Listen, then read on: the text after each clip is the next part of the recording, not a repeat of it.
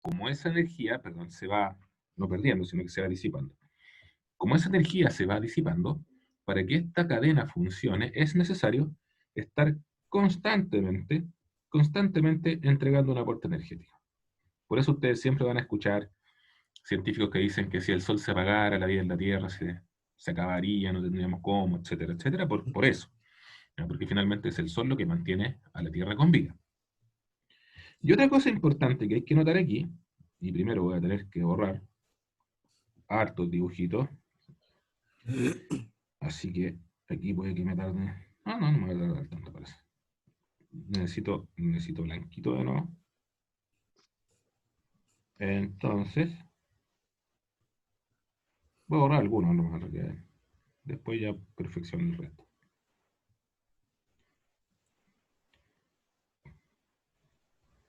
Ahí sí. Y lo otro que ocurre aquí, muchachos, es lo siguiente.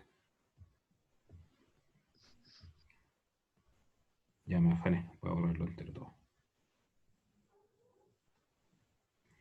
De ahí lo tenemos nuevamente el dibujito original. Y lo otro que ocurre acá es lo siguiente.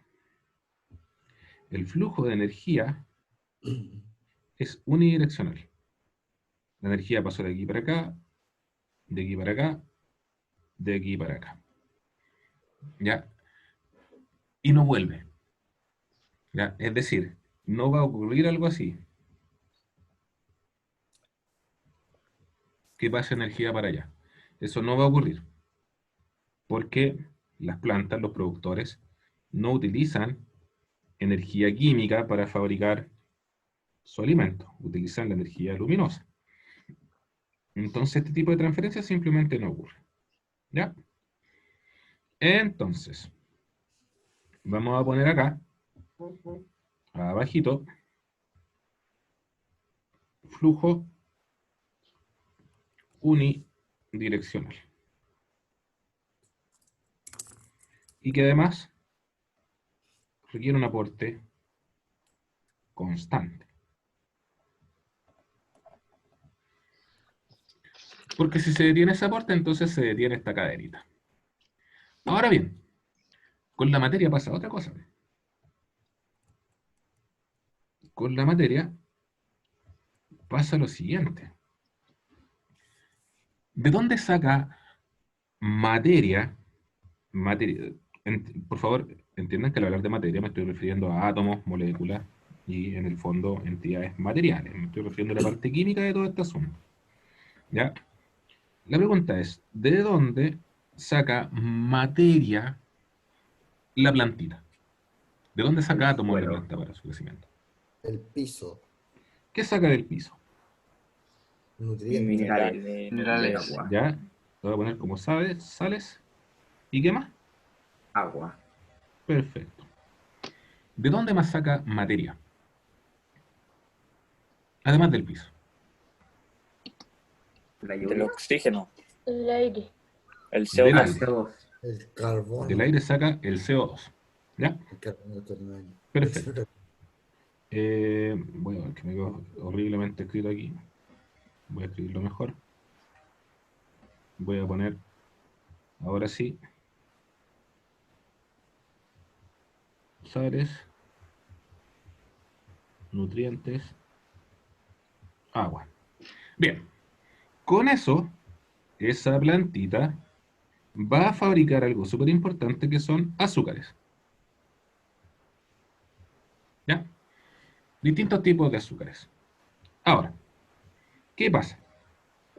Ese azúcar es lo que el conejo va a consumir, o algún derivado. ¿Ya? ¿Y qué va a hacer el conejo con esa? Ah, perdón. Y otra cosa importante, que hay que notarlo también, es que la planta también va a producir oxígeno. ¿Ya? Ese oxígeno también lo ocupa el conejo. Y ocupa los azúcares que incorporó. Y este conejo va a eliminar CO2 y elimina también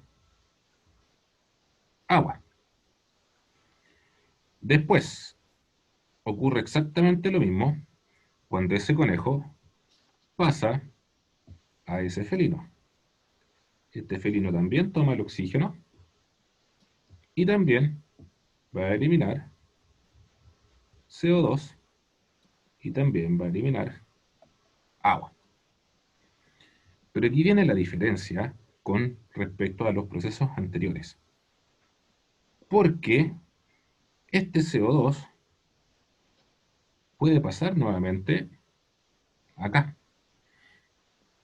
a la atmósfera, para que las plantas sigan haciendo finalmente fotosíntesis.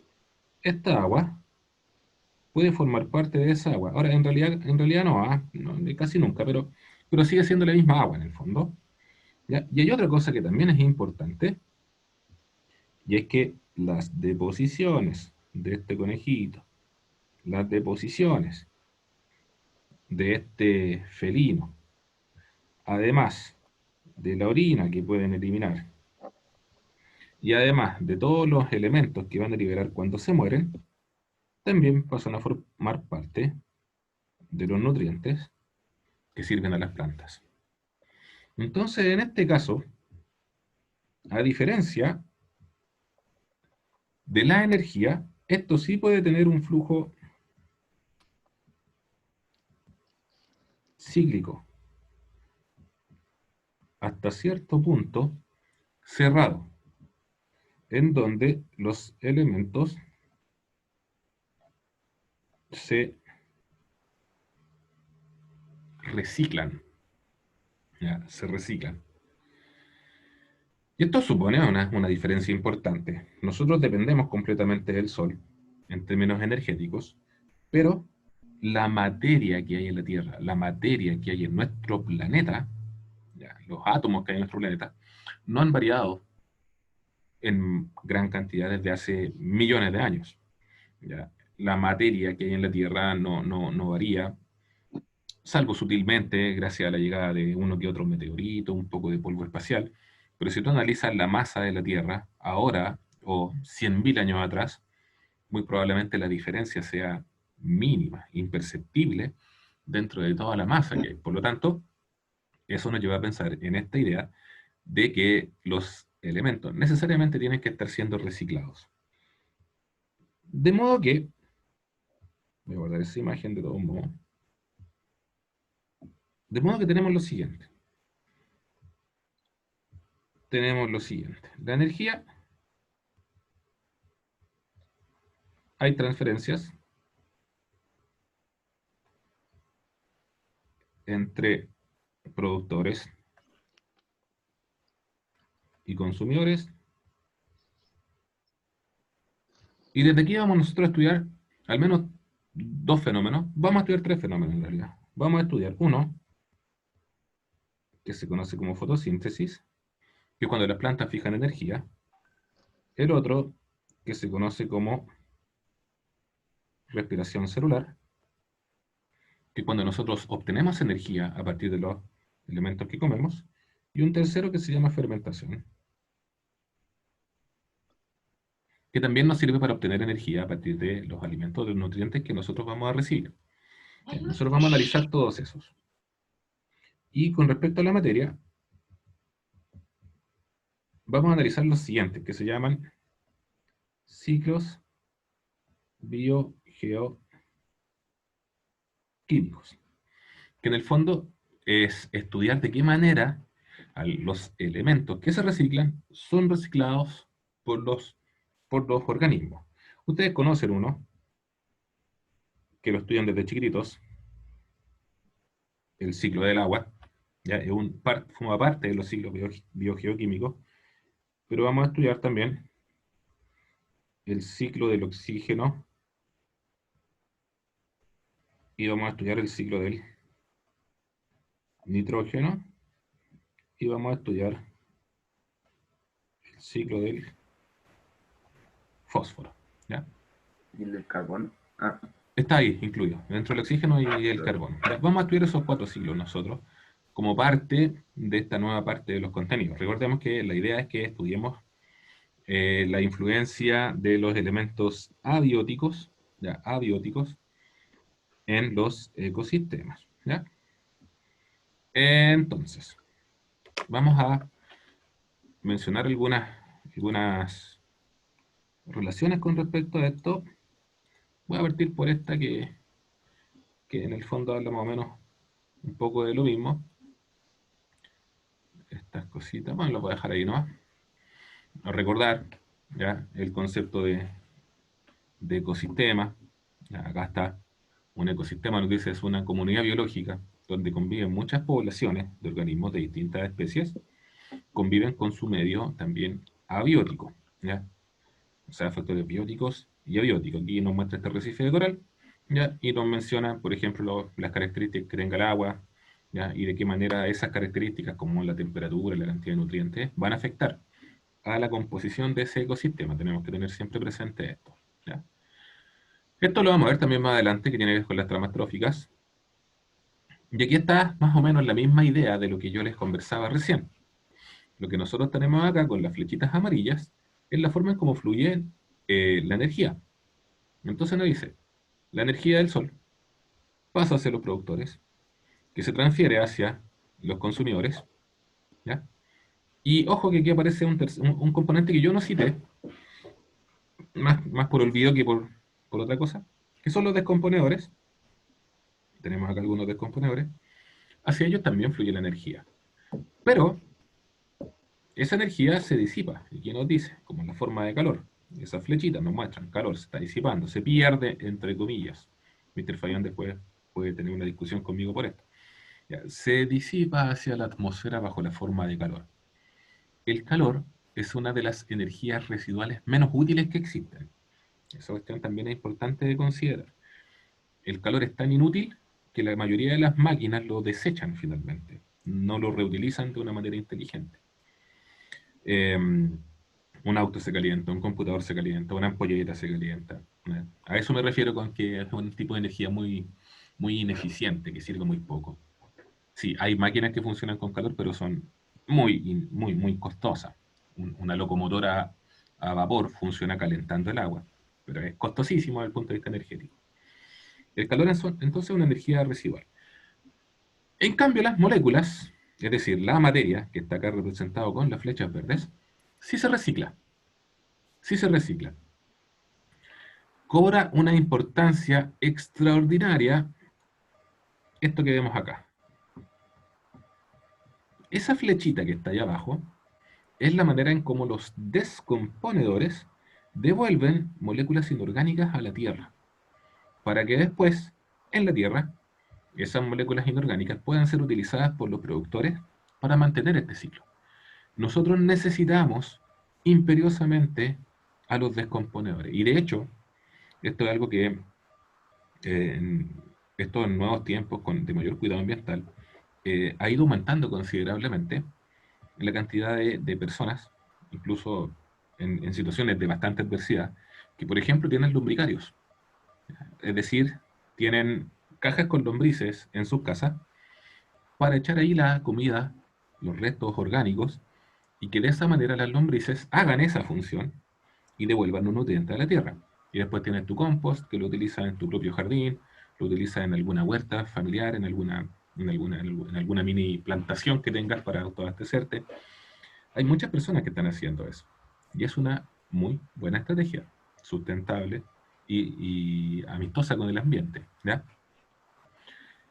Lo otro que quiero destacar es lo que aparece en la siguiente foto, en la anterior, perdón, que es la eficacia que tiene la fotosíntesis. Fíjese que acá se desglosa el aporte energético del Sol, se le da un valor de 100.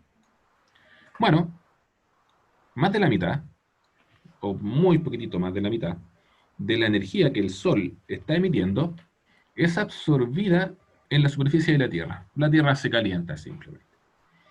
Como les decía, el calor es un tipo de energía que es poco eficiente, ¿ya? Pero la Tierra se va a calentar un poco.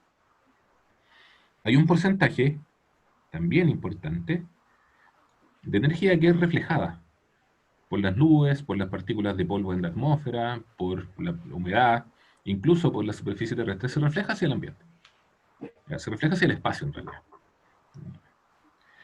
Hay otro porcentaje, cercano a un 20%, que se absorbe, ahora, no por la superficie de la Tierra, sino que por las nubes, por la humedad del aire, ¿ya?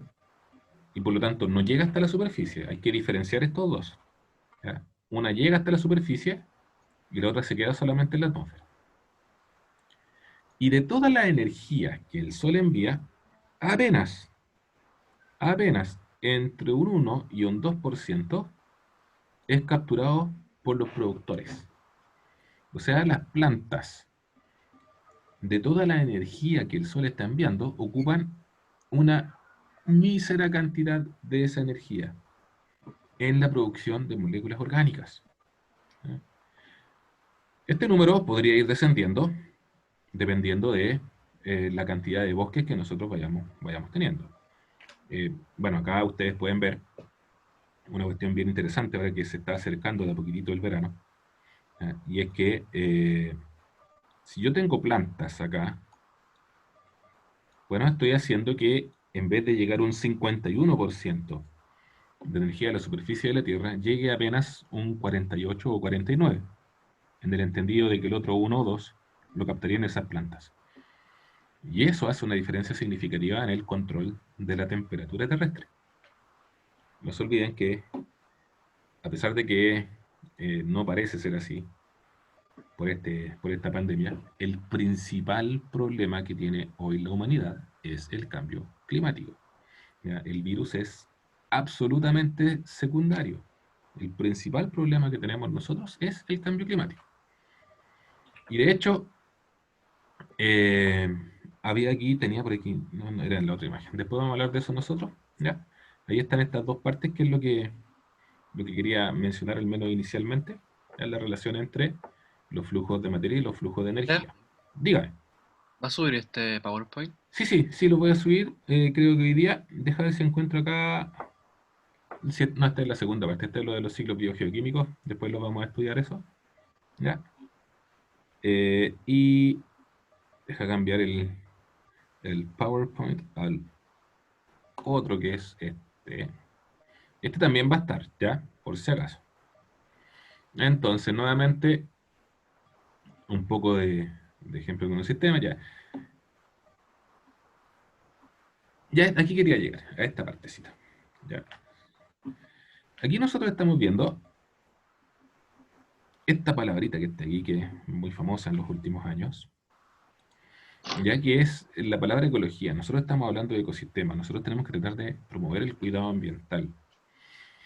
¿Cuáles son las dimensiones que contempla la ecología como ciencia? La mayoría de las personas piensan que la ecología, o pensaban, porque esto ha cambiado bastante, la verdad, para ser bien honesto, ¿ya? Pensaban que la ecología era un problema de la biología, ya que tenían que ver biólogos, que tenían que ellos estudiar el asunto, que tenían que ellos lograr de alguna manera solucionar un problema, etcétera, etcétera. Bueno, el conocimiento en ese sentido es una de las dimensiones, el conocimiento de cómo funciona la naturaleza. Yo les mencionaba recién, gente que está utilizando lumbricarios en sus casas. Claro, es una escala muy reducida, pero ya tienes una familia que está consumiendo una menor cantidad, por ejemplo, de fertilizantes sintéticos. Tienes una familia que no está aportando en algunos fenómenos que veremos que están relacionados con los ciclos, que tienen que ver con la contaminación de cursos de agua. ¿Ya? Tal vez esa es la solución, ir por goteo, teniendo una conducta más respetuosa con el ambiente. Ahora, ¿Viste? dígame, ¿Y el reciclaje? también funciona, también funciona. Y eso lo vamos a conversar al tiro, porque también tiene que ver con todo esto. ¿Ya? En términos ecológicos, el reciclaje es bastante más fácil de ver también. Hay hartos centros de reciclaje, el mismo colegio había un punto de reciclaje. En Talagante también hay un punto cercano al río. Hay hartos puntos de reciclaje. Y eso también ayuda mucho. Acuérdense que esta semana no, la semana pasada, empezó a regir ya la ley en Chile del no más bolsas. ¿Ya? No te van a dar bolsas en ninguna parte. Si, como antes, que te daban 5 o 6 bolsas, y ibas al supermercado y te llenabas de bolsas. Ahora no hay más bolsas, y eso también es un aporte. Ahora, en la ecología, la dimensión de la naturaleza o la dimensión natural incluye el conocimiento ecológico tradicional, o sea, las ciencias como tal, ¿ya? La biología, física, química, geología y numerosas subdisciplinas, como la oceanografía, la astrobiología y la ciencia ambiental. En el fondo, esta es la dimensión que la gente normalmente más fácilmente relaciona con ecología, ya que es la dimensión del conocimiento formal respecto de cómo funciona el planeta. Esta que nosotros vemos acá es la dimensión tecnológica de la ecología. Y aquí, por ejemplo, se incluye ingeniería, metalúrgica, recursos para el manejo de equipos, qué sé yo, y las herramientas y productos derivados de la innovación o del uso innovador de ellos. Por ejemplo, nosotros podríamos hablar acá del reciclaje. ¿Ya? Podríamos hablar acá de la reutilización de ciertas fibras. Ayer veía, estaba en internet en el fondo, y de pronto me llegó publicidad de una firma de ropa que están fabricando chaquetas de muy buena calidad con botellas recicladas. ¿Ya? Entonces, ¿qué hacen? Toman las botellas recicladas, toman esos plásticos, con ese plástico hacen una fibra y con esa fibra están haciendo ropa. Acuérdense que la industria del vestuario es una de las industrias más contaminantes a nivel global. Ya, son pocas las industrias que contaminan más que la industria de la moda, sobre todo para las niñas, ya porque la gran mayoría de la industria de la moda va orientada al público femenino. ¿Ya? Son estadísticas, por si acaso, no son prejuicios, son estadísticas. Cada vez que nosotros cambiamos el ropero, ¿ya? Simplemente porque algo está de moda, le hacemos un daño tremendo al planeta, tremendo, que se tiene que tratar de utilizar. Reciclaje, reciclaje de fibra. De hecho, esta chaqueta es de fibra reciclada, ¿ya? Es de Polar con fibra reciclada. ¿Ya? Claro, no es muy bonita, se ve fea, qué sé yo, pero me deja tranquilo en el fondo, es una Entonces, forma de cooperar. ¿Mm? viste, yo soy seco para reciclar ropa porque toda mi ropa es de mi hermano. Perfecto, así Amigo, crecimos muchos, así crecimos muchos. Y ¿sabes qué? Y pasa una cosa, eh, también la gente está cambiando esos hábitos. Yo me acuerdo que cuando vino el tiempo de la bonanza absoluta, la gente simplemente botaba la ropa, ¿ya? Y no había dónde repararla. Ahora hay tiendas de reparación, hay una nueva conciencia, y eso es, me parece excelente que así sea. Y eso se relaciona con la tercera dimensión de la ecología, que es la dimensión cultural, tal vez la más importante, porque esa es la que nos toca a todos. Y aquí, bueno, se incluye la espiritualidad. Muchas personas, por ejemplo, que propenden el respeto al ambiente como una cuestión casi religiosa, ¿ya? Que hablan de la madre tierra, de la Pachamama, del cuidado ambiental. Y claro, es una forma también de ver nuestra relación con el entorno. La religión, la antropología, la sociología, las ciencias políticas, la geografía, eso tiene que ver con la dimensión cultural de la ecología. En la medida que todos nosotros vayamos integrando estas tres dimensiones, esto puede funcionar, esto podría cambiar. Ayer también leía noticias sobre la presencia de motores eléctricos en la industria automotriz, pero ya están hablando en la industria automotriz de alto consumo. Hay algunas firmas, por ejemplo, que ya tienen como metas de aquí antes del 2025 electrificar toda su producción. Y son empresas grandes. ¿Ya? El no uso de combustibles fósiles, o sea, dejar de consumir benzina, petróleo, va a significar también un cambio importante en la emisión de gases contaminantes. Y ya se pueden ver vehículos híbridos y vehículos eléctricos en un número todavía bastante reducido. Siguen siendo caros, pero ya se ven más autos eléctricos también en las ciudades. Y eso tiene que ver con Mister, la dimensión cultural. Dígame, eh, en Nueva Zelanda ¿ya? cuando fui, habían en la bencinera, habían ¿Ya? al lado de la bencinera un coso para los autos eléctricos. Sí, sí, Casi acá toda la también. bencinera. Sí, acá también. Hay uno, por ejemplo, en las que están en la autopista del Sol. De hecho, la Copec que está antes de llegar a Talagante, En las dos tienen surtidores eléctricos, ya para, en caso de que tú andes... Ah, no, son otras, son la Shell que está en la 5 Sur. Están apareciendo de a poco. Claro que casi siempre están vacíos, porque en el fondo, yo uno de los problemas, cuando tú tienes un auto eléctrico, tienes ese problema de la autonomía. Entonces, tú no puedes llegar y partir y diciendo, voy a encontrar electricidad donde quiera. Probablemente eso no va a pasar. Pero los autos eléctricos tienen autonomía grandes ahora también. Autonomía de 300, 400 kilómetros que te alcanza perfectamente para un uso normal, para una semana, por ejemplo. ¿Ya? Entonces, se está cambiando y esa es la idea. De hecho, aquí hay una foto. Esa fotito ya es más o menos antigua, ya está de altura, ya, que hablaba acerca del calentamiento, del cambio climático. Esta foto debe tener más de 15 años. Y esos puntitos que ustedes ven ahí son personas. ¿Ya? Son personas que estaban, en el fondo, llamando la atención sobre el cambio climático en el Ártico, ¿ya? Sobre el posible derretimiento.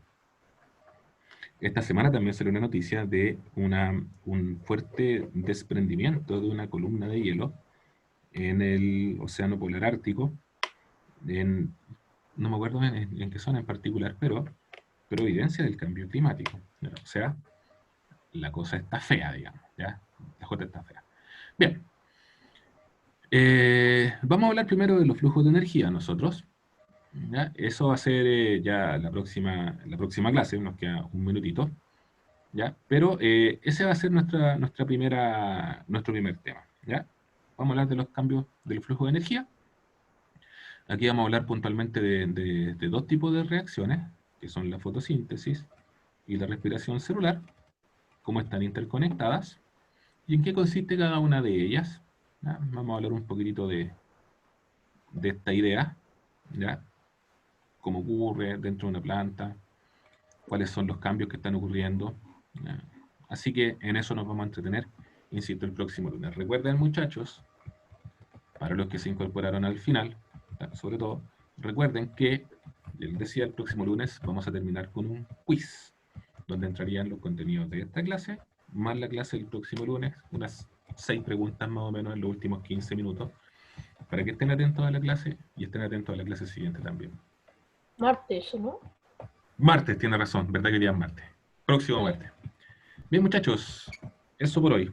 Que estén muy bien. Nos vemos el próximo martes. Chao, mister. Chao, muchachos. No, Chao. Mister.